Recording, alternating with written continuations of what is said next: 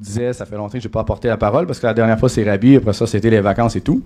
Mais pendant les vacances, je priais, puis le Seigneur me mettait quelque chose à cœur, puis ça revenait toujours amour, amour, amour, amour. Amen? Puis tantôt, on chantait tous ensemble, je t'aime Jésus, je t'aime Jésus. Mais vous savez que l'amour qu'on a pour Jésus, c'est pas seulement des paroles. Jésus a dit, celui qui m'aime, ben, il marche en esprit et en vérité. Autrement dit, c'est que lorsque tu l'adores, lorsque tu témoignes de ton amour pour lui, c'est pas seulement en le chantant, mais c'est day-to-day. Tout ce que tu fais avec ta vie chrétienne, lorsque tu marches dans sa volonté. C'est une forme d'adoration et c'est on pourrait dire aussi une question, oui, de fidélité, mais ça prouve à tous que tu aimes réellement Jésus. Parce que si c'était seulement les paroles qui suffisaient, puis qu'il n'y avait pas les actions qui pouvaient confirmer que tu aimes vraiment le Seigneur Jésus, ben en fait, la vie chrétienne, elle serait très facile. On pourrait rester chez nous, puis rien faire, puis juste chanter à tous les jours, puis dire, mais Seigneur, je m'en vais au ciel. Mais c'est pas ce que le Seigneur nous a demandé, n'est-ce pas? Il dit, si tu m'aimes, ou bien si tu demeures en moi, ou quelqu'un qui garde mes commandements, mais c'est par là qu'on voit que tu nous aimes vraiment, que nous l'aimons vraiment. Amen? Et c'est dans Jean 14, je l'ai marqué ici avant qu'on puisse commencer puis prier. Mais Seigneur Jésus avait dit, celui qui m'aime, garde mes commandements. Amen. Amen. Puis ces commandements, c'est pas compliqué, il y en a deux. Si vous essayez de chercher dans la parole, puis essayer de trouver un sens à toute la parole de Dieu, je peux vous résumer tout le Nouveau Testament. Aime Dieu, puis aime ton prochain. Amen. C'est simple, en fait, n'est-ce pas? Jésus a dit, l'homme rend ça compliqué, la religion rend ça compliqué, lourde et pesante et très difficile. Puis moi, je résume ça en 2 commandements. Aime-moi de tout ton cœur, de toute ton âme, de toutes tes pensées, de toutes tes forces. Ça veut dire que ta vie soit consacrée à Christ totalement. Puis aime ton prochain comme toi-même. Wow! Mais bien évidemment, on sait que dans l'Église, quand on regarde les Épîtres, mais Paul enseignait sur la sanctification, Paul enseignait sur l'ordre dans l'Église, Paul enseignait une foule de sujets, n'est-ce pas? Fait que c'est pas mal en soi d'enseigner tous les sujets importants de la vie chrétienne. Mais on peut tout englober ça si tu aimes Dieu de tout ton cœur, puis si tu aimes ton prochain. Yes. Puis même Jean a dit, puis je vais le lire tantôt, il a dit que quelqu'un qui aime Dieu, véritablement, selon la parole de Dieu, puis aime son prochain, accomplit toute la loi. C'est trop simple, hein? On aime mieux se compliquer la vie. Je vais faire, je vais dire, je vais faire, je vais dire, pour peut-être que, mais c'est pas ça. C'est si tu comprends réellement l'amour de Dieu. Qu'est-ce que l'amour pour Dieu, puis qu'est-ce que l'amour pour ton prochain, ça ne sera pas un fardeau, ça ne sera pas compliqué, ça ne sera pas pesant. Parce que je vous annonce ceci aujourd'hui, la Bible a dit que vous avez tout pleinement en lui. Que Jésus, depuis que vous êtes né de nouveau, vous avez reçu une nouvelle identité, que la puissance de Dieu est en vous. Ça dit que vous avez l'amour de Dieu en vous, vous avez la paix de Dieu en vous. Amen? Vous avez tous les attributs de Dieu en vous, parce que vous êtes son fils et sa fille. Votre ancienne identité de pécheur là, est morte dans les eaux du baptême. Êtes-vous baptisé ici? Oui. Fait que votre ancienne vie, arrêtez de regarder en arrière, regardez en avant.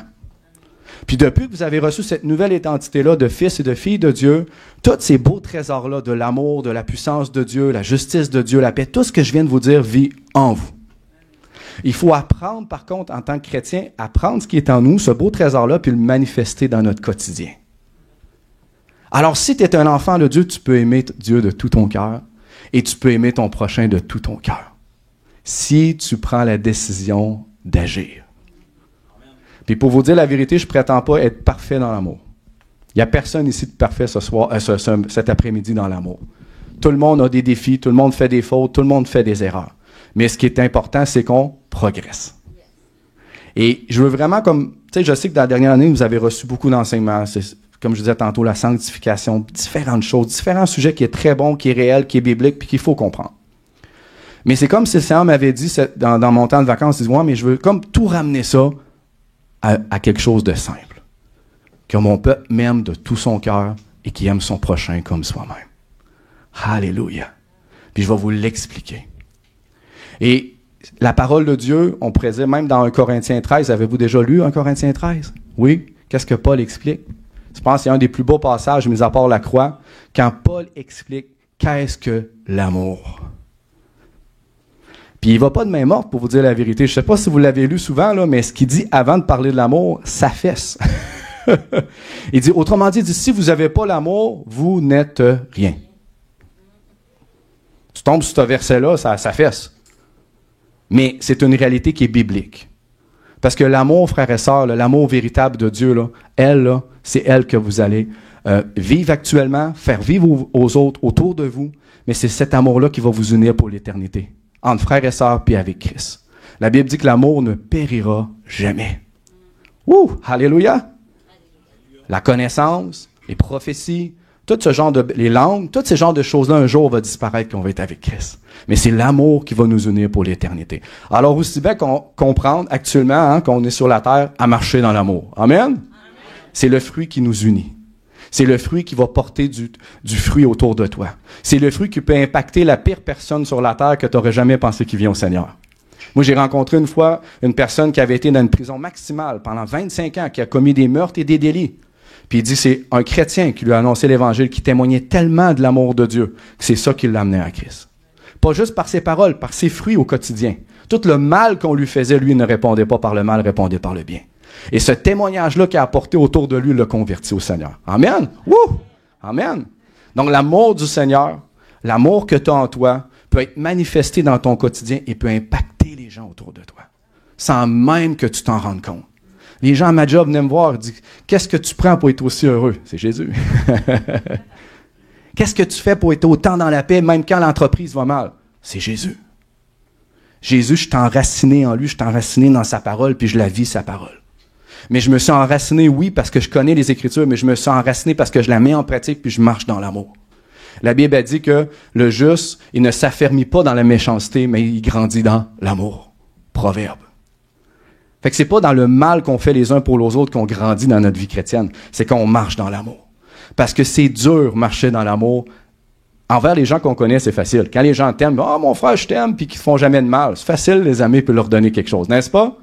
Mais quand les gens te montrent pas d'amour, sont méchants, impatients, ils viennent à toi, puis ils te font du mal constamment, c'est-tu difficile de leur démontrer de l'amour? Surtout, en plus, si toi, tu es blessé, puis tu as du non-pardon, de la haine, puis de la rancune, tout un package pour pas démontrer de l'amour autour de toi. Mais quand tu apprends dans ta vie chrétienne, malgré les gens qui ne le méritent pas, à les aimer par-dessus tout, wow, là, tu grandis. Puis tu comprends le cœur de Dieu encore plus. Parce que tu comprends que Dieu est patient, puis il veut que tout le monde vienne à la repentance. Tu comprends que Dieu, quand il voit les êtres humains sur la terre, il les juge pas parce qu'on est sur la grâce présentement. Tout ce qu'il voit à travers eux, c'est « Hey, un jour, tu vas peut-être venir à moi, puis je vais complètement changer ta vie. » Ta destinée que j'ai écrite depuis toute éternité, moi, je la vois, moi, je la connais, puis je la veux dans ta vie. Dieu ne voit pas les gens comme qu'on les voit. Mon cousin, là, j'espère qu'il n'écoutera pas le live, mais je vais le dire pareil. Mon cousin, il n'y avait rien pour que je pense qu'il vienne à Jésus. Mon frère, non plus. Parce que toute la vie qui menait de débauche, d'alcool et de drogue, et peu importe ce que vous voulez, quand ils m'ont parlé du baptême, la seule chose qui m'est venue en tête, c'est « il n'est pas sincère. Je vais perdre mon temps encore une fois. » Mais savez-vous qu'est-ce qu'il me dit dans mon cœur? Il dit « Mon enfant ne juge point. Moi, je connais leur cœur. » Et c'est pas parce qu'il y a de la misère à s'exprimer. C'est pas parce qu'il a fait le party avant hier qu'il n'est pas sincère puis qu'il va pas venir à moi puis je vais le pardonner puis le restaurer. OK, c'est beau. Son cœur pour les gens. Il voit pas les choses de la même façon que nous. La Bible dit que la sagesse du monde est une folie pour Dieu. Puis sa sagesse à lui est une folie pour les hommes. Fait que quand Dieu voit l'homme sur la terre, qu'il soit pécheur ou non, ou même nos frères et nos sœurs qui peuvent faire les plus grandes gaffes au monde, ça se peut que Dieu n'a pas la même perspective que toi quand il le regarde. Il voit à travers les frères et les sœurs ou les gens dans le monde, il voit quelque chose que toi, tu ne vois pas. Mais au fur et à mesure que tu apprends à marcher dans l'amour, savez-vous quoi? Dieu change votre perspective et vous voyez les choses d'une façon différente. Combien de gens sont venus me voir? « Mon frère, tu es trop patient envers telle personne. » Mon frère, tu es trop patient envers telle personne. Dieu, il était patient avec moi. Je peux l'être avec les autres. Hey, mon frère, tu es trop doux. Dieu était doux avec moi. Je peux l'être avec les autres. Puis souvent, les personnes qui venaient me voir, qui me disaient ça, c'est souvent n'avaient pas mis en pratique beaucoup l'amour dans leur vie. Ils ne savaient pas c'est quoi. Mais quand tu le mets en pratique, tu comprends le cœur de Dieu. Amen. Je ne suis même pas parti de sa prière, mais c'est pas grave. Seigneur, je te remercie pour cet après-midi, puis je te remets ce temps, puis que tu puisses diriger mes paroles, Seigneur, pas pour alourdir les frères et les sœurs, mais juste les apporter dans ces perspectives-là de l'amour, Seigneur. Et que chaque enfant de Dieu soit rempli aujourd'hui et puisse davantage mettre en pratique ta parole et voir les fruits, Seigneur, qu'est l'amour pour toi et pour son prochain. Au nom de Jésus. Amen. Alléluia. Même si j'avais commencé, j'avais reçu tantôt dans mon temps de prière une petite prophétie. Je ne sais pas si c'est pour quelqu'un qui nous écoute en ligne, quand même beaucoup de gens qui nous écoutent en ligne normalement, ou c'est pour notre assemblée. Mais le Seigneur me dit mon enfant, ne sois pas 2 poids, 2 mesures. Il y a seulement un chemin pour me suivre. Tu dois décider. Est-ce que c'est oui, est-ce que tu me suis, ou est-ce que c'est non? Mais le Seigneur me répète encore une fois, il dit, mon enfant, il n'y a pas 2 poids, 2 mesures. Soit que tu me suis, ou soit que tu ne me suis pas. Alors, je pense qu'il parle à un frère ou une sœur, peut-être, bien évidemment, mais c'est de prendre une décision d'arrêter d'être dans le monde puis arrêter d'être avec lui. Tu peux pas dire que tu aimes Jésus et avoir un pied dans le monde puis un pied dans l'Église. C'est soit un ou l'autre. Amen? Et c'est ce que la parole nous montre. Donc, c'est une parole prophétique que j'envoie à quelqu'un qui est peut-être pas une parole, on va dire, plus facile à entendre, mais je sais que c'est pour quelqu'un parce que le Seigneur me l'a donné en vision, puis je sentais que c'était lourd, puis je sentais le cœur de Dieu, sa tristesse envers une situation, peut-être un frère, une sœur, bien évidemment, qui nous écoute en ligne ou peut-être dans notre assemblée. Mais, tu sais, Jésus a dit, abandonne tout ce que tu as issu, moi. Ça ne veut pas dire que tu vas perdre ta famille ou ta maison, mais abandonne tout ce qui prend la place du Seigneur dans ta vie. Il faut qu'il devienne le premier. Aime-le de tout ton cœur, de toute ton âme, de toutes tes pensées, de toutes tes forces. Y a-t-il quelque chose qui prend la place de Dieu dans tes pensées à tous les jours? Oui. Y a-t-il quelque chose à tous les jours dans ton quotidien qui prend la place, qui t'empêche de faire ce que Dieu te demande? C'est des bonnes réflexions à avoir, n'est-ce pas? Parce qu'il dit, aime-moi de tout ton cœur, de toute ton âme, de toutes tes pensées, de toutes tes forces, de toute ta personne. Aime-le avec tout ce que tu as. Tes paroles, tes actions, tes pensées. Ça, c'est le premier commandement. Puis après ça, il dit, si tu m'aimes, tu vas être capable d'aimer les autres. Tourne-toi vers les autres. Il dit, il n'y a pas de plus grand amour que donner sa vie pour son prochain. Ça ne veut pas dire de mourir littéralement, mais ça veut dire d'être au service des autres. Tu sais, aujourd'hui, ma femme me demandait un petit service, puis j'étais en train de faire mes affaires. Je dis, je n'ai pas le temps.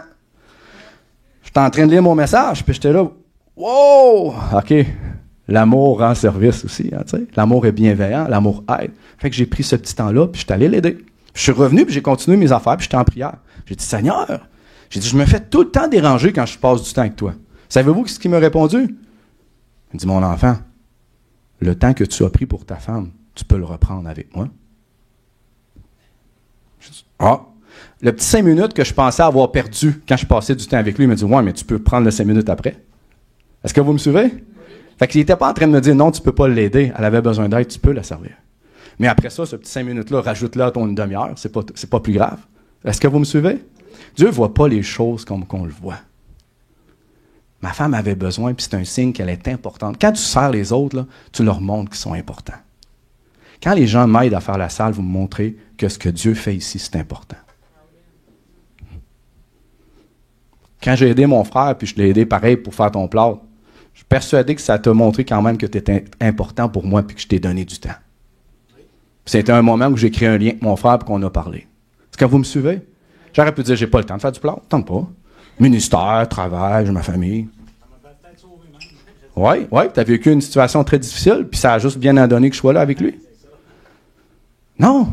J'ai dit, je vais donner du temps à mon frère. Je lui ai dit, j'ai dit la vérité, si tu t'attends que je sois là tous les jours, oublie ça. Mais j'ai dit, je vais te donner ce que je peux pour faire le petit job que tu as, gratuitement, bien évidemment. Bien, tu pas de problème, mon frère. Fait que je suis allé avec lui, et j'ai passé du temps avec lui, puis on a fait les travaux. Puis ça l'a aidé, en fait. Amen? Amen. Alléluia. OK, je suis loin de mon message, mais c'est pas grave. On y va. Donc, je vous avais dit tantôt que ce que Dieu voulait que je vous apporte, c'était comment devenir grand à ses yeux. Vous savez, lorsqu'on regarde le monde ne pense pas comme Dieu. Hein, pour devenir grand, il faut peut-être que tu aies une grande maison, que tu aies un bon travail, une bonne scolarité. Hein, pour les gens du monde, faut que tu aies 2-3 autos, une Mercedes, peut-être une BM. Là, tu commences à être quelqu'un. Quand tu as beaucoup d'argent dans ton compte en banque, tu commences à être quelqu'un. Tu sais, quand tu as peut-être une grande famille pour certains pays, comme mon frère me partageait, tu commences à être quelqu'un. Mais si vous vous mettez à penser à tout ça, frères et sœurs, si du jour au lendemain, vous perdez tout, qu'est-ce qui reste au final? Dieu, oui, l'amour de Dieu. Mais si tu as une famille et des enfants, qu'est-ce qui reste? Même si tu as tout perdu. Leur amour de ma famille, ou de ton ami, ou de ta femme, ou de peu importe qui est avec toi. Mais je me mettais à réfléchir dans mes vacances. Je me disais, hey Seigneur, si je perds mon auto, si je perds mon travail, si je perds tout, là, puis il me reste plus rien, je suis à la rue, mais que j'ai encore ma femme puis mes enfants, qu'est-ce qui m'unit à eux? L'amour. Parce que frère et sœurs, on va se dire la vérité, c'est pas ton auto qui va t'encourager dans une épreuve. C'est pas ton compte en banque, même si tu as des millions. C'est pas ton compte en banque qui va te donner la santé. C'est pas ton compte en banque qui va t'encourager, te supporter et t'aider dans ton épreuve. Non? C'est l'amour qu'on a les uns pour les autres. C'est l'amour que Dieu a pour toi, l'amour que tu as pour Dieu, mais l'amour des uns puis des autres pour toi. Et je me disais, moi, là, si je perds tout, au final, qu'est-ce qui est essentiel dans ma vie? Ma femme, Dieu, ma femme puis mes enfants. Puis qu'est-ce qui m'unit à eux? L'amour. Si je perds tout, je m'en fous. Je les aime, ils m'aiment. Ce que je reçois d'eux me comble. Ce que je reçois de Christ me comble. J'ai pas besoin de restant. C'est important d'avoir une maison, c'est important d'avoir de l'argent, c'est important d'avoir une BM, non.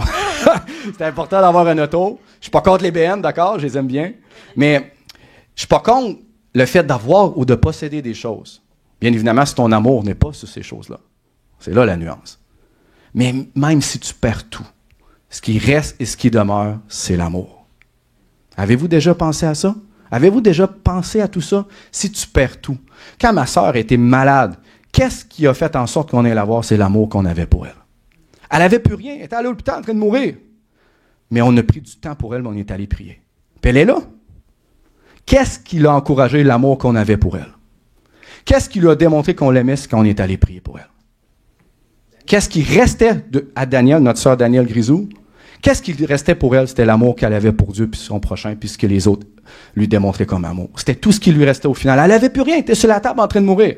Mais ce qui l'a demeuré attaché, c'est son amour pour Christ. Puis nous, ce qui nous a demeuré attaché à elle, c'est l'amour qu'on avait pour elle. Au final, qu'est-ce qui l'a aidé, l'amour? Qu'est-ce qui l'a sauvé? L'amour. Quand tu vis dans ta vie chrétienne un moment où tu perds tout, c'est là que tu retournes à l'essentiel. C'est là que tu retournes à la base. Puis tu te rends compte que finalement, ta BM, ton auto, ton argent, ta grosse maison ne sert à rien. Bien que j'ai ça, puis que je fais un très bon salaire, puis que je travaille chez Arcelor, puis que je manque de rien. Quand tu as goûté à un moment que tu perds tout, ou tu es sur le bord de tout perdre, tu reviens à l'essentiel. Puis le Seigneur me dit, mon Église, il faut qu'elle revienne à l'essentiel. Il faut qu'elle revienne à la base. La base, c'est quoi? Aime Dieu, aime ton prochain.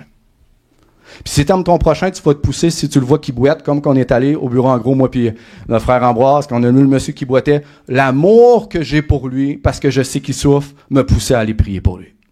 M'a poussé à lui témoigner Jésus. Pas juste parce que je sais que la Bible dit qu'elle allait annoncer la bonne nouvelle. Je l'ai faite parce que j'étais poussé par l'amour que j'ai pour Dieu et mon prochain. Amen. Amen. Alléluia. Mais si je sais ce que je dois faire et je le fais pas, la Bible dit quoi? Tu as péché. Alors si je l'avais pas fait, puis j'étais dans mon auto, Seigneur, j'ai pas prié pour lui, je venais de pécher. Parce que je sais ce que je dois faire, mais je l'ai pas fait. Bon, ça aurait fait quoi que le monsieur me repousse, me dit, tes affaires. C'est pas grave. La Bible dit quoi? L'amour parfait bannit la crainte. Oh! Donc, quand tu es parfait dans ton amour, tu n'as pas peur. Fait que j'ai encore peur dans différentes situations, alors je ne suis pas parfait dans mon amour. Si tu as peur dans différentes situations, tu as peur de perdre ton emploi, c'est que tu n'es pas parfait dans ton amour envers Dieu parce que tu n'as pas à t'inquiéter. Même si tu perds ton emploi, Dieu va pourvoir. Oh! Si tu as peur d'aller témoigner parce que tu as peur de ce que les autres pensent, tu n'es pas parfait dans ton amour encore envers ton prochain. Mais quand tu apprends à marcher dans l'amour, tu apprends à vaincre tes peurs. Et tu grandis dans l'amour, tu t'affermis, tu t'enracines. Et les peurs partent de plus en plus parce que tu grandis dans tout ça.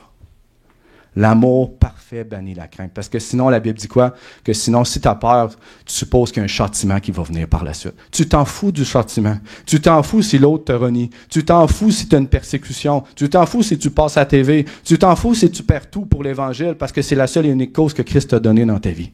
Les âmes. C'est vrai? Il n'y a pas d'autre cause. Là. Cherche pas d'autre cause. Cherche pas d'échappatoire pour essayer de trouver un ministère à quelque part qui n'est pas dans la parole. Le premier ministère de tous, c'est les âmes. Et c'est là que tu vas apprendre à aimer. Quand tu passes à la TV comme j'ai passé, puis que tu sais que tu as vu sur Internet quelqu'un calomnier, puis que tu as la voix, puis qu'il a besoin, il faut que tu ailles prier. Ça demande un peu plus d'amour que d'habitude.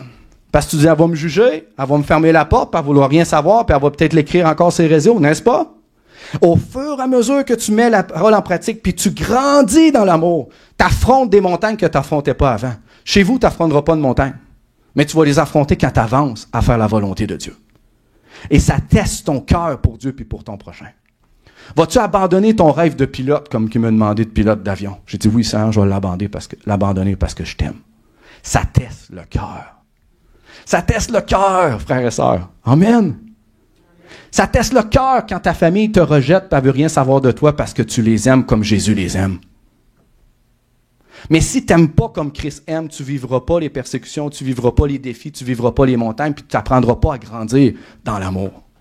Tu n'apprendras pas à le manifester parce que je vous annonce ceci, l'amour, c'est une décision. Si c'était une émotion, là, Jésus ne serait jamais mort à la croix. Parce que la Bible a dit qu'il a tremblé, puis à un tel point qu'il pleurait, il pleurait des grumeaux de sang. Puis à un tel point qu'il a dit, Seigneur, si c'est possible, éloigne cette coupe de moi. Ah! Sa chair parlait, ses émotions parlaient de fuis la croix. Mais qu'est-ce qu'il a dit après la prière? Non pas que ma volonté soit faite, mais la tienne. Il a pris une décision de faire la volonté de Dieu. Ça, c'est l'amour véritable. L'amour véritable, c'est pas une émotion, parce que si tu es guidé par tes émotions, tu n'aimeras jamais ton prochain. Encore plus si tu te fais du mal. Mais si tu l'aimes de tout ton cœur, puis tu prends la décision, je vais pardonner à mon frère pour le mal qu'il m'a fait. C'est pas vrai, mon frère, on s'entend. Ah, je vais la bénir, même si elle ne le mérite pas. Là, je n'agis pas sur mes émotions, parce que si j'agis sur mes émotions, il n'y a personne qui aurait rien ici. Vous comprenez? Parce qu'on s'est tous fait du mal. Il y a tous des moments où j'ai dû pardonner, on a dû passer par-dessus. Mais quand tu as passé par-dessus, tu as pris une décision. L'amour, c'est avant tout une décision d'obéir à ce que Dieu dit. L'amour, c'est avant tout une décision de faire ce que Dieu te dit. Amen. Alléluia. OK. On va aller ensemble dans 1 Jean 3. Ça va pour le moment, oui? Oui. Vous savez, frères et sœurs, il faut faire attention de ne pas parler de l'amour comme le monde aime. Parce que l'amour véritable de Dieu est complètement différent que l'amour du monde. Et on va en parler.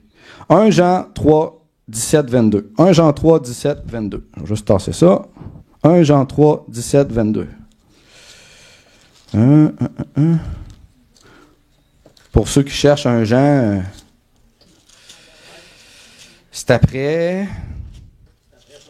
C'est après quoi? C'est après Pierre.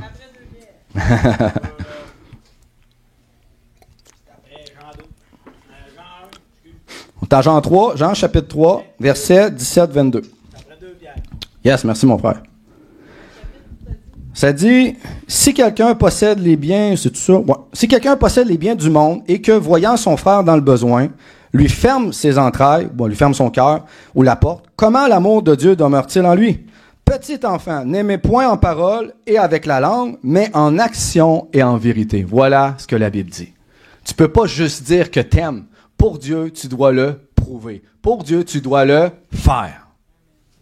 Si tu dis que tu aimes ton frère et ta sœur, puis tu le vois qu'il n'est pas capable de se nourrir, puis tu sais que tu es capable de combler ses besoins, mais que tu fais ça comme ça, l'amour de Dieu n'est pas parfait en toi.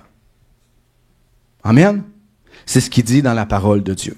On y va. Verset 18. Petit enfant, n'aimons point en parole et avec la langue, mais en action et en vérité. Par là, nous connaîtrons que nous sommes dans la vérité et nous rassurons nos cœurs devant lui. Car si notre cœur nous condamne, Dieu est plus grand que notre cœur et il connaît toutes choses. Bien-aimés, si notre cœur ne nous condamne pas, nous avons de l'assurance devant Dieu. Quoi que ce soit que nous demandions, nous le recevons de lui parce que nous gardons ses commandements et nous faisons ce qui lui est agréable. Il est en train de dire, frères et sœurs, que quand tu marches dans l'amour, tu rassures ton cœur devant Dieu. Quand tu n'as pas un cœur plein d'assurance devant Dieu, c'est parce que tu te condamnes, parce que tu sais que tu ne fais pas souvent ce que Dieu te demande. N'est-ce pas? Combien de fois ça m'est arrivé? Tu sais que tu as péché ou tu sais que tu es sorti un petit peu en dehors de la volonté de Dieu. Qu'est-ce qu'on a tendance à faire? Au lieu de se rapprocher, puis demander à Seigneur de nous aider à changer. Mais si tu marches dans l'amour, comme l'amour véritable, comme la Bible dit, en action et en vérité. Pourquoi en vérité? C'est parce que ça soit en accord avec la Bible. On pourrait dire, marche dans l'amour comme les gens du monde, fais juste dire, hey, je t'aime. Mais la personne a dit, je t'aime, mais elle te donne des coups de poignard dans le dos. Quand elle te voit dans le besoin, elle prend pas soin de toi. Vous comprenez? Ça, c'est l'amour du monde. L'amour du monde, c'est souvent juste des paroles, mais il n'y a pas d'action. La Bible dit, non. Si tu dis que t'aimes, prouve-le, fais-le avec tes actions. Là, il a donné un exemple d'un frère ou d'une sœur qui a besoin. En disant, si toi, tu peux donner et tu ne le fais pas, là, il y a un problème, ton amour n'est pas parfait pour lui. Mais si tu fais ce que Dieu dit, tu gardes ses commandements, aimer Dieu, aimer ton prochain, tu vas marcher plein d'assurance devant lui. Tu ne te condamneras pas, tu ne taperas pas ses épaules de marcher dans le péché. N'est-ce pas? Je vais refocaliser encore plus simple. Vous voulez marcher dans la sanctification loin du péché? Faites juste aimer Dieu et votre prochain. Oui, il faut l'expliquer parce que la Bible en parle. Il faut comprendre le sujet. Mais vous savez, plus que vous allez marcher dans l'amour, plus que vous allez marcher loin du péché. L'amour, faites pas de mal à son prochain. Je parlerai pas mal d'Isabelle. Je parlerai pas dans son dos. Je vais pas lui dire des mauvaises paroles. Je vais être patient envers elle. Je vais lui témoigner de l'amour. Je vais la prendre dans mes bras. Je vais répondre à ses besoins. Est-ce que vous me suivez? En faisant ça, est-ce que je pêche? Non. Mais sans dire, Isabelle, t'es une pas bonne. Là, je viens de commettre un peu. Tu sais que c'est pas vrai, hein? Tu comprends? Là, je viens de lui manquer de respect. Je viens de commettre le mal. Mais l'amour parfait bannit la crainte. Si je lui fais du mal, j'ai peur qu'il y ait un représailles par la suite, n'est-ce pas? Combien de gens sont même venus me voir des fois, puis ils m'ont écrit « Hey, mon frère, là, je t'ai manqué de respect, là, mais vas-tu avoir des conséquences, là, c'est ce qui est arrivé, ce que je t'ai dit, là? Je t'ai pardonné, c'est correct, on va passer à autre chose. » Quand tu as la peur d'être réprimandé, c'est que tu n'as pas marché droit. Que ça soit envers n'importe qui, même ton patron au travail, ou peu importe. Tu as brûlé un stop, c'est pas qu'il n'y a pas une police. Pourquoi? Tu viens de te taper ses épaules, tu viens de te faire un petit peu de culpabilité, de dire j'ai passé le stop assez vite. Alors, je sais qu'à Kinshasa, au Congo, il n'y a pas de stop et pas de lumière, mais bref, au Québec, c'est comme ça. OK. Samuel me dit de te donner la vie dure un peu, mais bibliquement. OK, on continue. Donc, ça veut dire de ne pas aimer seulement en parole, mais en action. Ça veut dire quoi, frères et sœurs? C'est facile de dire « je m'excuse » à mon frère ou à ma sœur, mais par la suite, de lui démontrer vraiment que tu lui as pardonné, ça, c'est difficile. Tu sais, c'est facile de dire « je m'excuse, mon frère », mais après ça, tu lui parles plus. Ou après ça, « ah, tu lui fais plus du bien. Ah, après ça, tu donnes plus rien. Tu penses plus à lui, tu pries plus pour lui. » Tu sais, c'est facile de dire « je m'excuse », c'est des paroles. Mais après, le témoigner dans ton action, dans ton quotidien, que tu as vraiment pardonné à cette personne-là, ouh, ça, c'est plus dur, n'est-ce pas? C'est là que tu vas grandir dans ta vie chrétienne. Combien de gens m'ont fait du mal, frères et sœurs, puis j'ai dû pardonner et les côtoyer comme si rien n'était. Mais ça fait mal. Quand tu les regardes dans les yeux, puis ils regardent la terre, parce qu'ils savent qu'ils ont mal agi. N'est-ce pas? Mais il faut que je les aime pareil. Bon, OK, il y a la correction dans l'amour, on va en parler plus tard. Mais bref, il faut que je les aime comme s'ils n'avaient pas fait de faute. Parce que Proverbe dit quoi? Celui qui rappelle une faute divise. C'est tout le temps en train de dire à ton voisin, « Ah, tu m'as fait ça il y a 5 ans. Là, tu m'as fait ça il y a 5 ans. » Puis tu lui rappelles constamment, tu es en train de créer une division au lieu de créer une unité avec lui. Bon, c'est clair que si la personne te dit constamment, elle te demande pardon pour 50 000 fois la même faute, oui, tu dois pardonner 777 fois, mais la Bible te dit pas d'être stupide non plus. Puis Paul en parle. Il y a des moments où des fois tu dois serrer la vis ou fermer certaines situations. Ça, la Bible en parle. C'est pas un manque d'amour, loin de là. Amen. C'est facile de dire je pardonne. Ça, je l'ai dit. C'est facile de dire je m'excuse, c'est la même chose aussi. Mais c'est quand le pardonner, c'est vraiment effacer la faute de la personne. Mais quand tu dis toi, tu dois t'excuser à l'autre. C'est dur aussi, ça demande l'humilité, n'est-ce pas? C'est dur de demander pardon à l'autre. Faut que tu mettes ton manteau d'orgueil à terre puis tu dis, OK, je vais y aller. Pardonne-moi, ma sœur, j'ai fait ça. Mais c'est faisable avec l'aide du Seigneur. Amen. Puis souvent, ça va restaurer le cœur de ton frère ou ta sœur. Puis ça va restaurer le tien. Amen. Mais est-ce que ça suffit de dire, je m'excuse? Je pense pas. Il faut y aller. Puis il faut le démontrer. L'apôtre Jean-Baptiste, même si c'était dans l'Ancienne Alliance, qu'est-ce qu'il a dit aux pharisiens? Produisez donc des fruits dignes de repentance. Montrez donc que vous arrêtez de voler en redonnant ce que vous avez volé aux autres. Qu'est-ce qu'il a dit? Faites pas juste le dire, faites-le. Et c'est la même chose quand tu t'excuses. Tu t'excuses, mais montre-y que tu t'es excusé. Démontre-le par tes gestes. Amen? C'est facile de dire je t'aime, mais de le prouver dans ton quotidien en action, ça c'est difficile. Est-ce que tu lègues du temps à Dieu à tous les jours? Est-ce que tu loues à tous les jours? Est-ce que tu pries? Est-ce que tu consacres du temps pour les autres selon la volonté de Dieu dans ton quotidien? Si la réponse est non, condamnez-vous pas. Faites juste réaligner votre vie avec ce que Dieu vous demande de faire, progressivement. Amen. Donc, je le répète, comme je l'avais dit tantôt, l'amour, ce n'est pas avant tout une émotion, mais c'est vraiment une action. Puis même avant l'action, il faut prendre une décision de le faire. Comme Jésus, avant la croix, a pris une décision de faire la volonté de Dieu. Et ensuite, il s'est levé et il est parti. Si Jésus, je le répète, s'avait fié à ses émotions, il ne serait jamais mort à la croix. Parce qu'il a dit que, je pense que c'est Paul dans Hébreu, si Jésus aurait voulu, il aurait pu demander une légion d'anges pour venir le secourir avant la croix. Oh! Fait qu'il aurait pu fuir la croix. Mais il y avait tellement d'amour pour l'humanité qu'il a dit, je vais passer par-dessus ce manteau-là de peur, ce manteau-là de crainte, que je vais être séparé de Dieu quand je vais avoir le péché sur moi, de flagellation, de douleur, de meurtrissure. Il dit, je vais passer par-dessus ça. Pourquoi? Parce que je les aime tellement que je sais qu'il y a un peuple qui va être sauvé à travers mon sacrifice. Il y a un peuple qui peut être sauvé à travers ton obéissance quand tu annonces l'Évangile. Amen. Mais il faut que tu fasses comme Jésus, tu cèdes ta volonté pour faire la sienne. Alléluia. Amen. Donc, arrêtez de dire que vous ne pouvez pas aimer, frères et sœurs. Combien de gens j'ai entendu souvent dans l'assemblée me dire, mon frère, je ne peux pas aimer. C'est trop dur aimer. Mais si tu es réellement un enfant de Dieu, puis que tu comprends ton nouvelle identité, que l'amour de Dieu est en toi, arrête de dire que tu ne peux pas aimer. Fais-le. Ça va être rafraîchissant pour toi, puis pour l'autre devant toi. Il y a plus de plaisir à donner qu'à recevoir. Amen. Alléluia. Mais je vais vous dire quelque chose. Marcher dans l'amour, c'est un apprentissage. Comme prier pour les malades, libérer la puissance de Dieu, c'est un apprentissage. N'est-ce pas? Savez-vous ça? Marcher dans la sainteté, c'est un apprentissage. C'est un apprentissage. Marcher dans l'amour, c'est la même chose. Tu commences à quelque part, puis tu fais quelque chose avec ce que la Bible dit. Même si tu fais des erreurs, tu tombes, c'est pas grave, tu te relèves, puis tu avances. Mais tu continues à progresser dans tout ça. La puissance, la sainteté et l'amour, qui sont les attributs de votre Dieu. Et si vous êtes ses enfants, vous devriez marcher comme lui. Dans Éphésiens 5, qu'est-ce que ça dit? Mes enfants, on va y aller ensemble. Tournez-moi, j'ai un petit blanc de mémoire. C'est rare, mais là, ça a l'air que j'ai un blanc de mémoire. Tournez avec moi dans Éphésiens chapitre 5. Là, j'improvise un peu. Éphésiens chapitre 5. OK, verset 1. Devenez donc les imitateurs de Dieu comme des enfants bien-aimés et marchez dans quoi? Dans l'amour, à l'exemple de Christ qui nous a aimés et qui s'est livré lui-même à Dieu. Pour nous. Pour qui? Eh bon, il n'y a pas grand. Pour qui? Yes! Comme une offrande et un sacrifice de bonne odeur. Encore une fois, dans l'amour. À l'exemple de qui? À l'exemple de Christ. Qui s'est donné pour qui? Pour vous. Marchez dans l'amour et donnez-vous pour Dieu et pour les autres. C'est aussi simple que ça. Amen. Amen. Alléluia.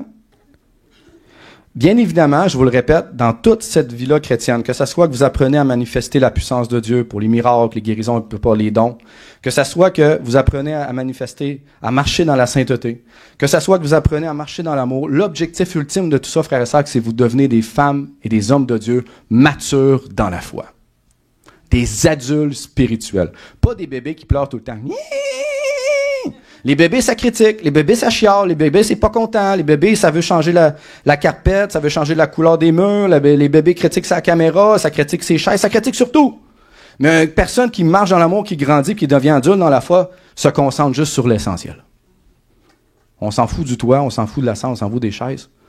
Que ce soit au Congo, que ce soit au Mexique, Samuel me l'a conté, les gens vivaient la présence de Dieu sur des petites chaises de plage, dans une toit de tôle. Il n'y a rien qui peut empêcher Dieu de se manifester à nous. Amen.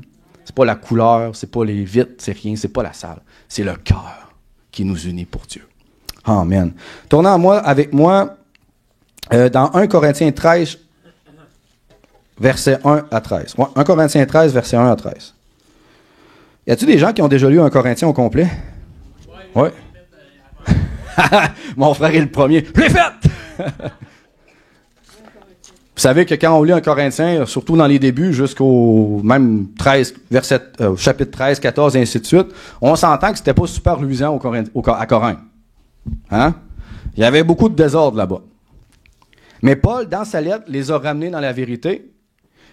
Mais ce que vous devez comprendre, c'est quand vous lisez l'histoire de Corinthe, c'est que même s'il y avait beaucoup de désordre, d'impudicité, de péché à Corinthe, la Bible nous démontre qu'un était baptisé du Saint-Esprit, parlait en langue vraiment beaucoup. Il opérait les dons spirituels, dons de miracles, guérisons, paroles prophétiques, etc. Puis, il y avait beaucoup de miracles qui se produisaient à Corinthe, même s'ils vivaient dans le péché. Parce que même si tu vis dans le péché, que tu es un enfant de Dieu, principalement à l'intérieur de toi, il y a le Saint-Esprit est là pareil, la puissance est là pareil, puis si tu marches dans cette puissance-là, tu vas la manifester pareil. J'ai déjà été à un moment où j'ai vécu des défis au niveau du péché, puis j'ai guéri des malades, j'ai vu des cancers guéris, ça n'a rien changé. Il n'y a rien qui peut bloquer la puissance de Dieu si tu vis dans le péché. Par contre, si tu vis dans le péché, tu t'éloignes de Dieu graduellement, tu endurcis ton cœur, puis tu peux vraiment abandonner la foi, puis c'est là que c'est dangereux. Fait que je suis pas en train de dire de vivre dans le péché, loin de là. Je pense que j'ai déjà créé des scandales en parlant de la sanctification, parce que de nos jours, c'est plus populaire. Mais on peut pas l'enlever des Écritures. Amen? OK. 1 Corinthiens chapitre 13. Êtes-vous là? Oui. Verset 1. Si vous n'avez jamais lu ça de votre vie, je vous encourage à le méditer à tous les jours. En fait, Paul est en train de dire ce que l'amour fait et ce que l'amour ne fait pas. OK? Vous êtes prêts? Vous êtes sûr? OK. Vous ne pourrez pas dire, François, il a inventé quelque chose puis il l'a dit. Non, non, c'est écrit là. OK? Quand je parlerai la langue des hommes et la langue des anges, si je n'ai pas l'amour, je suis un airain qui résonne, une cymbale qui retentit. Autrement dit, on peut parler n'importe quelle langue, que ce soit la prière en langue, que ce soit la langue des hommes, que ce soit même la langue des anges. Paul est en train de dire que même avec toute l'éloquence que tu as, même avec toute la stature que tu peux avoir, même si ça peut bien paraître, même si les gens peuvent t'écouter, puis tu peux avoir l'air d'avoir toute la connaissance du monde, et dit, si tu n'as pas l'amour dans ta vie, si tu ne marches pas dans l'amour, tu n'as rien. Comme une cymbale. Boum, ça fait du bruit pour un temps, après ça, c'est terminé. Alléluia. Vous êtes prêts? OK. Moi, ça m'animait quand je lisais ça. Je dis, wow, alléluia. Et parce que moi, je veux ce qu'il y a de mieux pour ma vie chrétienne. Fait que si je sais qu'il y a des choses qui peuvent me nuire, mais je vais m'enligner sur les choses qui peuvent me bénir et bénir les autres. OK. Verset 2. Et quand j'aurai le don de prophétie, les dons spirituels, par exemple le don prophétique, parce que Corinthiens utilisait beaucoup le don prophétique, tu sais, au chapitre 14, là, Paul les reprend avec le parler en langue puis le prophétique. Tu sais, il est en train de remettre de l'ordre parce qu'il y avait un désordre, encore une fois. Corinthiens, il n'y avait pas beaucoup d'ordre. Et quand j'aurai les dons prophétiques, la science de tous les ministères ou toute la connaissance, autrement dit, toute l'intelligence de la parole de Dieu, écoutez ça, là. Tu sais, il va plus loin, là. Il commence un petit peu slow puis il va plus graduellement. Il dit quand même que j'aurai toute la connaissance, que j'aurai même toute la foi jusqu'à transporter des montagnes. Hey, transporter des montagnes, là, ça veut dire que tu peux faire de grands miracles. Les Corinthiens faisaient de grands miracles. Tu sais, il n'est pas en train de les insulter, mais il est en train de les ramener dans la vérité. Jusqu'à transporter des montagnes, si je n'ai pas l'amour, je suis rien. Aïe aïe. Tu es en train de dire que tu peux avoir la plus grande foi pour faire le plus grand miracle. Tu peux avoir toute la connaissance spirituelle ou intellectuelle de la parole de Dieu. Tu peux la scruter à tous les jours puis avoir toute la connaissance. Mais si tu n'as pas l'amour en premier dans ta vie, tu n'es rien. Est-ce qu'il est en train de dire de ne pas avoir la connaissance, de ne pas avoir les dons, de ne pas prier en langue? Non! Mais il dit, avant toute chose, au verset 31 dans 1 Corinthiens 12, il dit, aspirez aux dons les meilleurs. Mais il dit, avant tout, je vais vous montrer la voie par excellence. Et c'est quoi la voie par excellence? L'amour. Amen. Alléluia.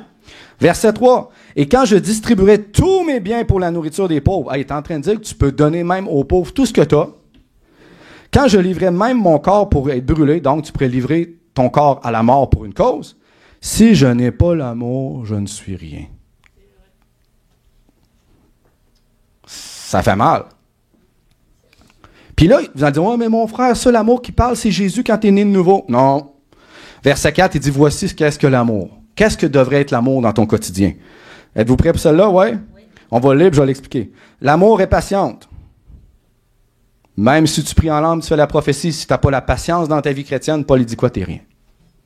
Fait que ça ne veut pas dire que tu ne dois pas commencer à quelque part. C'est pas ça qu'il est en train de dire. Il est en train de dire aux Corinthiens, vous vivez dans le désordre, vous opérez les dons, vous avez la connaissance, vous avez tout. Mais vous avez eu une chose qui est essentielle, c'est l'amour. Mais cherchez avant tout à mettre l'amour en pratique, puis par-dessus, vous allez mettre la prophétie, les dons, la prière en langue. Est-ce que vous me suivez? C'est ça qu'il est en train de dire. L'amour est patient. L'amour est plein de bonté. Il y a les versions charité, mais c'est l'amour. L'amour n'est point envieuse. L'amour ne se vante point. L'amour ne s'enfle point d'orgueil. Elle ne fait rien de malhonnête. Elle ne cherche point son intérêt. Elle ne s'irrite point. Elle ne soupçonne point le mal. Elle ne se réjouit pas de l'injustice, mais elle se réjouit de la vérité. L'amour excuse tout, croit tout, espère tout et supporte tout. La charité ne périra jamais. Les prophéties prendront fin, les langues cesseront, la connaissance disparaîtra. Mais je le répète, l'amour ne périra jamais. Puis qu'est-ce qu'il dit au verset 13? Maintenant, donc, ces trois choses demeurent. La foi, l'espérance et l'amour. Mais qu'est-ce qui est le plus grand des trois? L'amour. Est-ce que ça veut dire que tu ne peux pas exercer ta foi? Non. Il le dit, tu peux le faire. Mais il ne faut pas que tu oublies d'avoir l'amour. Tu ne peux pas être à demi-mesure. Si tu es un chrétien qui aime le Seigneur, tu dois, oui, avoir la puissance dans ta vie, tu dois la manifester ou apprendre à la manifester, mais tu dois aussi marcher dans l'amour. Tu dois avoir les deux, ces deux pieds-là pour avancer. Ça veut dire le caractère et la puissance. Il y a des gens qui ont juste la puissance, mais ils n'ont pas le caractère de l'amour dans leur vie. Et ça ne donne pas un beau témoignage. Est-ce que vous me suivez? J'ai vu des grands hommes de Dieu marcher dans la puissance, même pas capable d'aider un pauvre. Même pas capable de s'assire à côté de quelqu'un qui pue puis qui ne s'est pas lavé depuis un mois. On les prend ici, puis on les amène en avant, puis on les colle. Ah, ma soeur? C'est vrai. J'ai déjà emmené quelqu'un dans mon auto, il venait de faire pipi, puis caca dessus, puis je l'ai amené dans mon auto. J'avais le mal de cœur tout le long. C'est pas grave. Ça teste l'amour. C'est pas grave. Mais je l'ai aimé. Je l'ai collé. Savez-vous quoi? Cet homme-là, avec persévérance, est placé. Maintenant, il se lave, il est restauré. C'est un inou en plus. Puis je le vois de temps en temps où il est placé, puis il est de bonne humeur, puis il est joyeux. Mais la société faisait un rebut de lui. Faisait rien. Il passait devant le boulevard. Le monde klaxonnait, puis « Tasse-toi! » Moi, je me parquais en avant, puis je le ramassais, puis je l'amenais. Là, il n'est plus là, il est placé. Tout va bien. Là. Il a entendu parler du Seigneur, mais il n'est pas tout là. Mais c'est pas grave. L'amour le transformait. Mais la société, « Tasse-toi! On n'a rien à faire de toi, tu es un rebut. » Ça ne l'a pas transformé. Ça, c'est l'amour du monde. OK. Je vais vous expliquer simplement, qu'est-ce que ça veut dire être patient. Est-ce qu'il y a des gens qui ont déjà pensé à ça? Parce que tu ne peux pas lire la parole sans la méditer. Si tu veux juste lire ce verset-là, la patience, mais ça se peut que ça ne produise rien dans tes vies. Mais si tu te mets à penser c'est quoi être patient, ça se peut qu'après ça, tu décides de le mettre en pratique. Amen? Puis je vous annonce ceci, si tu es impatient, tu es le bon candidat pour commencer à être patient. Tu as juste à demander à Dieu qui produise des situations qui vont te rendre impatient comme un popcorn qui va éclater. Pour justement que tu apprennes à le mettre en pratique. Et plus que tu vas le mettre en pratique, plus que tu vas t'enraciner, et plus qu'après un an, tu vas regarder, tu vas bien patient. Oui, exactement. Ah oui, vraiment. Très, même trop. Non, c'est pas vrai. OK, c'est quoi être patient? C'est être persévérant dans l'attente. Tu peux être patient envers les autres, mais tu peux être patient dans ta vie chrétienne. Oh, comment ça, Dieu ne m'a pas élevé dans le ministère? Comment ça qu'il ne m'a pas donné un grand titre? Sois donc patient. Dieu fait toutes choses en son temps. C'est peut-être pas ta saison. Attends que ça soit ta saison. Dieu est en train de former ton caractère. Oui, mais j'ai les dons. Grandis. Parce que si tu vas dans le ministère puis que tu es jeune, tu tombes. Amen? Plein de bonté. Ah ben, j'ai été patient. Combien de fois j'ai été patient même avec des situations qu'on a vécues dans notre église pendant des années. Mais à un moment, Dieu me dit, là, ça suffit, tu dois régler les choses. Mais j'ai été patient, mais ça l'a testé mon cœur. Ouh, que ça l'a testé mon cœur. Si j'avais été l'ancien François Nadeau, ça n'aurait pas fonctionné comme ça. OK. L'amour est plein de bonté. Ça veut dire quoi? D'être doux, d'être aimable, d'être serviable, d'être bienveillant, d'être constructif. Tu réussiras pas. Tu vas réussir. Est-ce que vous me suivez? Bienveillant. Juste qu'on a chanté Bonne fête à notre sœur, je voyais les larmes aux yeux. C'est de s'assurer que les autres vont toujours bien. Ah, ma sœur a besoin, on va prier pour elle. Ah, je vais aller l'écouter chez eux. Être bienveillant. D'être doux, d'être aimable. Amen? L'amour, ce qu'elle fait pas, n'est point, c'est pas moi qui le dis, c'est Paul, n'est point envieuse, possessif, ne cherche pas à accaparer les autres, libre de toute envie et de jalousie. Des fois, si on regarde notre vie, on dit, ouais, sais-tu être contrôlant?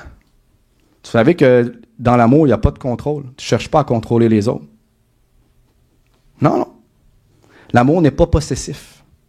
C'est mon âme. Non, c'est pas ton âme, elle appartient au Seigneur. C'est vrai? L'amour ne cherche pas à accaparer. L'amour est libre de toute envie et de jalousie. Tu sais, quand on est envieux, ah, lui, il a ça. Elle a ça. La Bible dit, contente-toi de ce que tu as. Puis si c'est ta saison, Dieu va t'en donner plus. Mais d'être envié ce que les autres ont, c'est mal. C'est pas de l'amour. Réjouis-toi ce que ton frère a. Ouais, mais il vient de s'acheter une BM, il y a eu une promotion. Alléluia, puis sa BM, sa promotion. Amen. Ah, mais lui, il est élevé dans le ministère, puis pas moi. Réjouis-toi, parce que tu es peut-être la prochaine, mais ton attitude va faire en sorte que Dieu ne t'élèvera pas. Alléluia. L'amour ne se vante pas. Ah, ça m'a parlé. J'étais un gars qui exagère beaucoup. Hein. Se mettre en avant-plan, exagérer ses propos avec excès. Quand j'ai lu ça, j'ai fait « Oh boy! » Faut que je fasse attention. T'es un gars qui compte dans ma famille, ils comptent toutes des histoires en exagérant. Fait que j'ai été élevé comme ça. Fait que dans mes débuts, dans ma foi, je comptais des histoires, mais j'en rajoutais une couche. Puis un jour, le Seigneur m'a repris. C'est pas de l'amour parce que c'est dire des faussetés. Si tu aimes vraiment ton prochain, tu dis la vérité. Amen? Donc, se vanter, c'est se mettre en avant-plan. Moi, j'ai fait. Ça veut pas dire que tu peux pas compter un témoignage. Des fois, si tu sais que ça va bénir les autres et les encourager. Amen. Mais si tu comptes des témoignages à tous les jours que tu as guéri malade, tu as évangélisé, puis que ta motivation, c'est de te vanter pour te mettre en avant-plan, là, c'est pas de l'amour. Amen? OK. L'amour ne s'enfle point d'orgueil. Se voir au-dessus des autres. Avoir une trop haute opinion avantageuse de soi-même. L'orgueil, là, ça fait quoi? C'est que moi, je suis capable, j'ai pas besoin de Dieu, j'ai pas besoin des autres. Moi, j'ai telle connaissance. Moi, j'ai tel savoir. Moi, je sais. Moi, je suis meilleur qu'elle. Moi, je suis meilleur que lui. Regardez-moi. L'amour se met toujours au-dessus des autres. Se voit toujours meilleur que les autres. Mais qu'est-ce que Paul a dit? Voyez vos frères et vos sœurs comme meilleurs que vous. Ça veut dire quoi? Ça va t'éviter d'être dans l'orgueil. Vous êtes toutes des perles. Vous êtes toutes des enfants de Dieu. Vous avez toutes la même autorité que moi. Vous avez toutes la même puissance que moi. Vous avez toutes la même sainteté. Ça vient en vous dans votre esprit. On n'a juste peut-être pas la même appel. La même position. Vous avez toutes la même valeur que moi. Comment moi je peux m'élever par-dessus mon frère et ma sœur? Vous avez tous des dons naturels que Dieu a placés en vous. La musique, d'autres, la comptabilité, d'autres, peu importe. Puis vous mettez ça à contribution pour le royaume de Dieu. Mais moi, si je n'ai pas ton don, ou moi, si j'ai un don que toi, tu n'as pas, je ne vais pas me mettre... tu veux, moi, j'ai 3-4 dons que toi, tu n'as pas. Non! Je comprends que ça vient de Dieu, je ne peux pas me vanter. Puis je suis content de ce que ma sœur a comme don aussi. Je ne me vois pas meilleur qu'elle. Je ne me vois pas au-dessus d'elle. Et l'orgueil, c'est la pire obstacle pour un enfant de Dieu. L'orgueil fait tomber des hommes et des femmes de Dieu. L'orgueil fait tomber des gens de leur ministère. L'orgueil, frères et sœurs, fait en sorte que tu t'excuses pas. Tu ne demandes pas pardon. Tu n'as jamais tort. Tu n'as jamais fait d'erreur. Parce que c'est toi qui as raison. Mais moi, je peux vous dire ceci par expérience depuis près de 10 ans. J'en ai vu des gens dans l'orgueil puis ils ont tous tombé. Puis maintenant, ils sont en pire situation qu'ils l'étaient avant. Tout ça pourquoi? Parce qu'ils ne sont pas capables d'admettre leur tort. Amen? Amen. Je sais qu'il n'y a pas grand amen, mais c'est la vérité. L'amour ne fait rien de malhonnête. Ça veut dire d'être déloyaux, d'être d'une mauvaise foi, de faire des faussetés ou de escroquerie. Tu ne travailles pas au noir si tu es un chrétien. Je l'ai dit, tu ne travailles pas au noir si tu es un chrétien. C'est de l'escroquerie. C'est un manque d'amour. Oui, mais mon frère, le gouvernement me vole. Dieu fera justice en son temps. Pour le moment, tu dois payer tes impôts. Jésus les a payés, puis il n'y avait pas besoin. Amen? Alléluia. OK. Être de mauvaise foi, c'est vouloir le mal. Faire de mauvaise foi, c'est que ça ne te tente pas, tu ne te sens pas trop obligé, mais tu vas le faire, mais tu vas le faire tout croche pour laisser des mauvaises empreintes. Alléluia. Être déloyaux. Tu t'engages à faire quelque chose, puis à la dernière minute, oh, c'est mon frère, ça ne me tente plus. Moi, j'ai de la misère avec ça. Les gens me disent, mon frère, je m'engage à faire ça, ça dure 2 semaines. Après ça, pouf, ils sont volatilisés, ils sont partis, puis on n'entend plus parler. Ça vient me chercher, parce que je ne suis pas quelqu'un comme ça. Quand je m'engage, je le fais. Puis si je ne suis pas capable, je le dis. Il ne vient pas me dire que tu vas t'engager à faire quelque chose. Ça, c'est être déloyaux. Puis ça fait du mal à des gens aussi. OK. L'amour ne s'irrite point. Qui se met en colère rapidement? Ça m'arrive. Eh boy, je suis le seul à lever la main. Personne ne veut se commettre. L'amour ne s'énerve pas ou se fâche pas.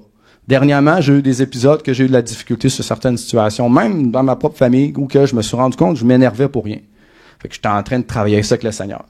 Mais j'ai prié, puis le Seigneur m'a dit, ouais, mais agis. J'ai dit, c'est dur, Seigneur. Il m'a dit, parce que tu es blessé dans ton cœur. Oh. J'ai dit, viens guérir mon cœur. Puis il est en train de le faire. Puis la colère, savez-vous quoi? Elle disparaît. Je vais le dire, frères et sœurs, je l'ai mis dans mes notes, là, mais pour que vous puissiez marcher pleinement dans l'amour, si vous êtes une personne qui est dans le non-pardon, dans la rancune, que vous êtes blessé, c'est très difficile d'aimer votre prochain. Vous allez beaucoup réagir sur les émotions, sur la défensive. Vous allez beaucoup critiquer, apporter de mauvais fruits. C'est très dangereux. Quelqu'un qui est libre de tout ça va beaucoup aimer plus facilement. C'est plus facile. Amen. OK. L'amour ne soupçonne point le mal. On ne médite pas le mal envers les autres ou on ne le soupçonne pas ou on ne le comptabilise pas. Tu sais, hey, mon frère fait 8 fois qu'il me fait du mal. Ben, ça fait 8 fois que je te pardonne. C'est pas vrai, mon frère. J'espère que tu seras pas en colère. Je te prends comme exemple parce que tu étais en avant. La prochaine fois, peut-être tu vas aller en arrière. Mais on ne médite pas de faire le mal à notre prochain. Quand tu es dans l'amour, là, tout ce que tu veux, c'est faire du bien autour de toi. Amen? Ne se réjouis pas de l'injustice. Découvrir une injustice ou voir le mal autour de toi dans la société, tu peux pas dire un Amen. Mais quand tu vois aux côtés de toi les gens se mettre, de venir au Seigneur, ou faire, même les pécheurs, quand mon beau-père ou ma belle-mère m'ont dit que « Ah, mais j'ai pas fait ça parce que c'est malhonnête. » Wouh! Que je me réjouissais. Ils sont peut-être pas sauvés. Je me disais « Yes! » Ils ont fait quelque chose de bien. L'amour se réjouit de la vérité. L'amour excuse tout. Eh boy! Il souffre, il pardonne, il endure, il passe par-dessus les fautes d'autrui. Et je le dis, ça fait mal. Même 777 fois que tu te fais flageoler par la même personne, ça fait mal. Je l'ai vécu à maintes reprises.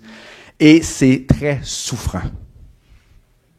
Mais l'amour pardonne tout. L'amour croit tout. Avoir confiance en l'autre. Voir toujours le meilleur dans tes frères et tes sœurs.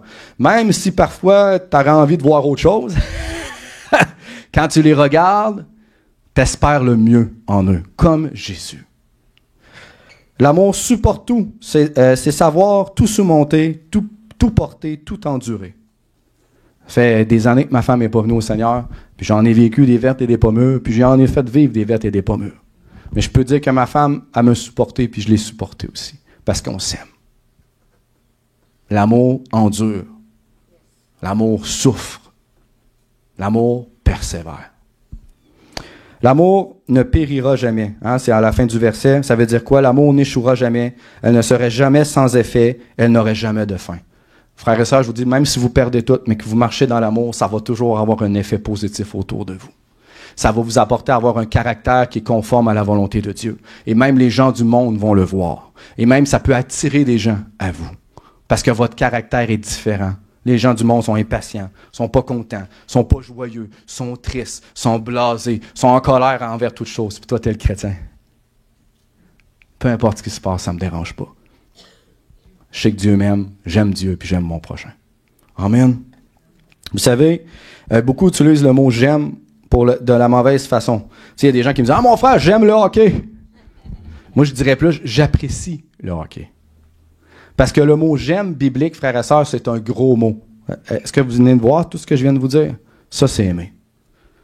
Est-ce que vous aimez le hockey comme je viens de vous dire? Hey, je suis patient envers le hockey, je suis plein de bonté, j'endure tout hockey, je crois tout au hockey, j'espère tout au hockey, je suis plein de bonté envers le hockey. C'est impossible, n'est-ce pas? Là, je suis pas en train de viser Marie-Hélène Sourazac avec le hockey pour leur enfant. Je donne un exemple, parce que mon beau-père dit « j'aime le hockey ». Mais tu apprécies ce sport. Parce que si je dis j'aime mes frères et mes sœurs ou j'aime ma femme, ça n'a pas le même degré que j'aime le hockey. Le hockey, lui, il m'aime pas en retour. Le hockey, il me donne pas de l'amour. Le hockey, il me donne pas de respect, de bonté, de bienveillance. Est-ce que vous me suivez? Ça va peut-être heurter des gens qui écoutent le hockey, mais bref. Mais l'amour véritable de Dieu apporte toujours des actions et des fruits autour de toi. Si tu dis que tu aimes quelqu'un, tu le démontres par tes actions inévitablement. Tu peux pas juste dire « Hey, je t'aime, Doris! » Mais je la pointe du doigt dans son dos, je lui manque de respect, je la critique, je suis désobligeant envers elle, je la déshonore. Est-ce que vous me suivez? Elle va me dire « Tu sais, mon frère, je sais que tu dis que tu m'aimes. » Je la connais, Doris, elle va me le dire en pleine face. Tu sais, mon frère, ça se peut que tu sois pas parfait dans ton amour. Là. Tu dis que tu m'aimes, mais tu me dis tout le temps des mauvaises choses, tu fais des mauvais coups, tu me parles à mon dos, tu me poignardes. Ça se peut que tu sois pas parfait dans ton amour. Qu'est-ce qui lui prouve que je l'aime pas parfaitement? Mes actions. Bon, mais j'ai dit je t'aime. Ça suffit pas ton je t'aime. Qu'est-ce qu'un Jean a dit? Mes bien-aimés, aimer en parole et en action. Les deux vont ensemble. J'aime ma sœur Doris, mais je vais essayer de lui démontrer mon amour avec elle pour toujours. Et elle sait que je vais lui démontrer des actions. Ce qu'elle m'a déjà dit dans le passé, elle dit, mon frère, elle dit, je sais que tu marches dans l'amour. Je dis, pourquoi tu me dis ça, ma sœur? Ou c'était toi ou Daniel? Elle dit, parce que tes actions le prouvent. Fait que c'était pas juste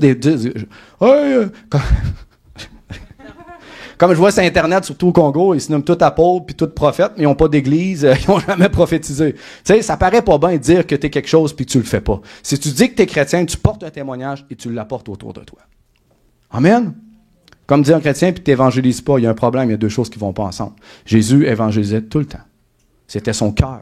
Et ton cœur, tu as le cœur de Dieu en toi. Et son cœur à travers toi, si tu le cherches, même si tu lis la Bible, puis ça ne fait pas ton affaire, si tu cherches Dieu, puis tu te rapproches de lui, tu vas aller vers les âmes. Alléluia. OK. 1 Corinthiens 14, 20. Il en reste pas long, je m'excuse. 1 Corinthiens 14, 20. C'est un peu pas loin là, pour les gens qui connaissent 1 Corinthiens. 14, 20. Ça dit, frères, ne soyez pas des enfants sous le rapport du jugement, mais par rapport à la malice, soyez des enfants. Et à l'égard du jugement, soyez des hommes faits. Oh! Ça, j'aime ça. Parce que souvent, j'ai vu dans les chrétiens, puis je le dis ouvertement, « Ouais, mais mon frère, t'es pas dans l'amour. » Pourquoi je suis pas dans l'amour? Parce que tu as corrigé tel frère ou telle sœur. Je suis pas dans l'amour? Mais non, je l'ai corrigé parce que je l'aime. Quel père laisse ses enfants faire des bêtises en sachant que c'est mal, en disant, « dans l'amour. » Vas-y, là, ça va faire mal, toi, te blesser, c'est pas grave. Ah, vas-y, fais cette connerie-là. Là. Je t'aime, je suis patient. Je suis plein de bonté, je te dirai rien. Non. Non. Puis dans les Épîtres, partout dans les Épîtres, Paul corrigeait, il a corrigé les Corinthiens. Pourquoi? Parce qu'il les aimait. Le message, était-tu le fun? Oui, qui a dit oui? Ça, c'était immature, moi, ça. Non. Non, mais est-ce que c'était le fun, a priori, quand tu lis ça? Non. Non. Mais parce qu'il y avait tellement d'amour pour eux qu'ils disaient, moi, ils préféraient, même s'ils me rejettent, c'est pas grave, je veux qu'ils reviennent dans la vérité. Et l'amour véritable dit toujours les vraies choses, mais l'amour véritable corrige. Alléluia. Donc, ça veut dire quoi? Par rapport au mal qu'on vous fait, frères et sœurs, soyez des enfants. Un enfant ne se défend pas et pardonne rapidement. Qu'est-ce que Jésus a dit, tu sais, quand il s'est fait flageoler, puis tout ça, puis il s'est fait frapper au visage, s'est fait taper sur la tête, s'est fait fouetter. Est-ce que Jésus a répliqué par le mal? Non. Il a dit même qu'il était une brebis muette qu'on mène à l'abattoir. Il a fermé sa bouche même quand Caïphe l'a accusé. À part quand il a dit « Je t'adjure par le Dieu vivant, dis-moi si t'es le fils de Dieu ou pas ». Là, selon la loi, il n'avait pas le choix de le dire parce qu'il allait pécher. Il a dit « Oui, tu le dis ». Mais sinon, il a fermé sa bouche. Par rapport au mal, frères et sœurs, qu'on vous fait, soyez des enfants. Tu répliques pas, tu pardonnes facilement. Est-ce que vous me suivez? C'est ce que Paul dit. Non, mais un enfant ne réplique pas, ne se défend pas, et un enfant pardonne facilement. C'est ce que Paul dit par rapport à la foi. Quand vous faites du mal, soyez des enfants. Mais qu'est-ce qu'il dit? Par rapport au jugement, soyez quoi? Dites-le avec moi. Des adultes ou des hommes faits. Les enfants sont faibles, inexpérimentés et facilement trompés. Un enfant, tu peux lui faire croire n'importe quoi. Est-ce que Dieu veut que ses enfants, vous chrétiens, vous croyez n'importe quoi? C'est là, qu'est-ce qu'il dit? Par rapport au jugement, soyez des adultes. Par rapport à la compréhension, le discernement que vous avez de la volonté de Dieu, du bien et du mal, de sa parole, soyez des adultes, des hommes faits ou des femmes faits. Amen. Alléluia. Donc, ça veut dire que tu vas avoir du discernement sur les saines doctrines, qu'est-ce qui sont les fausses et les bonnes doctrines. Tu vas avoir du discernement sur les faux prophètes, ceux qui causent des divisions, au parabord, même au désordre dans l'Église que tu vas voir. Parce que quand tu peux juger selon la parole de Dieu, que tu as une maturité, tu vois ces choses-là, tu les discernes et tu peux agir en conséquence. Ça, il dit, soyez des hommes faits par rapport au jugement. Mais par rapport au mal qu'on te fait, soyez des enfants. Alléluia. Amen. Donc, Dieu ne veut pas qu'on soit stupide en tant que chrétien, même si on marche dans l'amour. Hein, un chrétien qui accepte tout, qui tolère tout, qui permet tout. C'est pas l'objectif de la parole de Dieu. Dans la Bible, par rapport au mal qu'on vous fait, soyez des enfants. Mais par rapport au discernement, à la compréhension de la parole de Dieu, soyez des hommes matures, des femmes matures dans la foi. Amen. Fait que ça annule les gens qui disent que sous le prétexte de l'amour, on peut tout faire, sans réelles conséquences. Tu me manques de respect pendant des années, tu me couillonnes dans le dos, tu me donnes des coups de poignard, t'es méchant, ça se peut qu'un jour je te corrige. Corriger, ça ne veut pas dire te donner une tape, mais la Bible a dit, si un frère a péché contre toi, va et reprends-le seul. Si ça ne marche pas, qu'est-ce que Jésus a dit? Amène 2-3 témoins. Si ça ne marche pas, qu'est-ce qu'il dit? Dis-le à toute l'Église. Si ça ne marche pas, quoi? Considère-le comme un païen, mets-le dehors. « Oh, mais mon frère, t'es pas dans l'amour. » C'est pas moi qui le dis, c'est Jésus. Des conséquences que quand tu endurcis ton cœur puis que la personne ne veut pas changer. Donc, même si tu es dans l'amour, tu dois agir. Amen. Ouh, alléluia, il n'y a pas gros amen pour ça. Une chose pour l'Assemblée aussi que le Seigneur me dit, je termine, Luc 6,35. Allez avec moi, Luc 6,35. Presque terminé. J'ai pas l'habitude de prendre autant de temps que ça, mais j'ai pas le choix. Luc 6,35. Ouais, mais je suis pas un gars qui aime faire des longs messages. Luc 6,35. Finir par l'avoir. Êtes-vous là? Oui. OK. OK. Mais aimez vos ennemis, faites du bien et prêtez sans rien espérer en retour. Et votre récompense sera grande et vous serez fils du Très-Haut car il est bon pour les ingrats et les méchants. Bon. Mais moi, ce que j'ai aimé dans ce verset-là, c'est sans rien espérer en retour. Quand tu donnes pas avec une corde. Combien de fois, même ici, ou j'ai entendu ailleurs, « Hey, mon frère, j'ai donné ma dîme. J'ai le droit de regard. C'est moi qui décide. » Moi, je donne à des ministères. Puis quand j'ai donné mon montant à un ministère, j'ai confiance qu'il va bien administrer le don. Mais une fois que c'est donné, je ne vais pas aller lui réécrire pour le reprendre. Parce que c'est un don. Tu as donné. Il ne t'appartient plus. Puis si tu l'as fait de façon libérale, avec un bon cœur, ben, tu fais confiance. C'est clair que tu ne vas pas semer dans des ministères qui ne portent pas de fruits, qui sont tout croches, puis que tu vois qu'ils ne sont pas dans la volonté de Dieu. Tu ne vas pas semer dans une mauvaise terre, tu auras de mauvais fruits, tu auras une mauvaise récolte. Mais si c'est un bon ministère que tu donnes, mais quand tu as donné, ton don est donné, c'est pas parce que tu as donné à ton Église que tu as le droit de regard sur tout. C'est pas parce que tu as donné à ton Église que tu peux commencer à avoir du contrôle dans ton Église. Tu n'as pas compris rien à donner. Moi, je donne à des ministères, puis je leur fais entièrement confiance. Si je vois un jour que ma confiance a été brimée ou j'ai été déçu, oui, ça se peut que j'arrête de donner puis je vais donner ailleurs. Mais en général, ils font les choses pour le cœur de Dieu, pour la croissance du royaume de Dieu. Mais je le répète, quand tu donnes, il n'y a pas d'arrière-pensée en arrière de dire, ben, parce que je donne, je vais décider, je vais pouvoir décider de ci, de ça, de ça. Si tu as donné, ton don ne t'appartient plus. Il n'y a pas une corde ou un élastique à un don. Où j'ai vu des gens donner puis reprendre. « Ah, là, ça fait plus mon affaire, j'aimerais ça que tu me leur donnes, mon frère. » Ça veut dire que tu n'as pas donné librement. Il y avait une arrière-pensée en arrière. Et ça arrive à maintes reprises. Quand tu donnes par amour, il n'y a pas d'arrière-pensée. Tu donnes. J'ai vu des gens donner pour que les gens les aiment en retour. J'ai vu des gens donner pour que la personne lui redonne en retour. « Ah, mais moi, j'y ai donné telle affaire. Je comprends pas, mon frère. Elle m'a pas redonné quand ça avait le temps. » Ça veut dire que tu as donné pour recevoir en retour. C'est vrai? Tu donnes pour avoir du contrôle sur une personne ou sur une église ou sur peu importe quoi. Tu donnes, mais parce que je vais donner, ben ils vont m'écouter. Tu n'as pas donné avec un cœur libéral. Ça ne veut pas dire d'être insouciant sur ce que tu vois. Là, il y a une sagesse. Mais si tout se passe bien et tout est bien fait, mais pourquoi que tu donnes avec une corde? Alors, frères et sœurs, l'amour, elle est vraiment un amour qui donne librement. Sans arrière-pensée. Tu donnes parce que tu as bon cœur et tu as envie de bénir. Amen. Je vous donne les exemples que je vois le plus souvent. Là. Alléluia. Donc, ce que tu donnes ne t'appartient plus. Amen. Tu as donné du temps, tu as donné du temps. Si tu donnes du temps à une sœur pour l'aider, pense pas en arrière qu'elle va t'aider en retour. Ça se peut qu'elle t'aide en retour, mais si dans ta tête, tu le fais pour recevoir en retour, tu n'as pas appris c'est quoi donner librement. Est-ce que vous me suivez? Alléluia. OK. Je l'ai dit tantôt, mais je vais le répéter très rapidement. Les obstacles qui nous empêchent d'aimer librement, j'ai dit tantôt, libre de l'offense, Proverbe 19:11, libre de la rancune, se venger. Il y a des gens qui aiment se venger, Matthieu 5:38. Libre du non-pardon, Matthieu 18:22. Libre de l'orgueil, Romains 12:16. Je l'ai dit tantôt, quelqu'un qui est libre de ces mauvais fruits-là dans ta vie, tu vas être plus facile à aimer. J'ai vu combien de gens être dans le non-pardon, dans la rancune, dans la haine. Essayer de mettre les fruits de l'esprit en pratique, l'amour, et c'était extrêmement difficile, voire même impossible, parce que ton cœur est blessé. Va au pied de Jésus, confie-toi en lui qui vient de guérir ton cœur. Et après ça, ça va être beaucoup plus facile. Peut-être qu'il va se passer un miracle, ou peut-être que Jésus va dire, lève-toi, puis il va bénir cette personne-là qui t'a fait du mal. Je ne serais pas capable, Seigneur. Oui, c'est la voie de la guérison que j'ai choisie pour toi. Oh, mais j'ai rien fait de mal. Va t'excuser pareil. Puis après ça, tu sens le baume au niveau de ton cœur. Dis pas à Jésus ce que tu dois faire. Il sait ce que tu dois faire. Amen. Puis frères et sœurs, ce que ça fait lorsque les gens ont ce mauvais fruit-là dans leur vie, la haine, le non-pardon, la rancune, l'orgueil, ça amène des querelles dans l'Église, des divisions, des jalousies, des mauvaises paroles, des critiques, le non-respect et le manque d'honneur.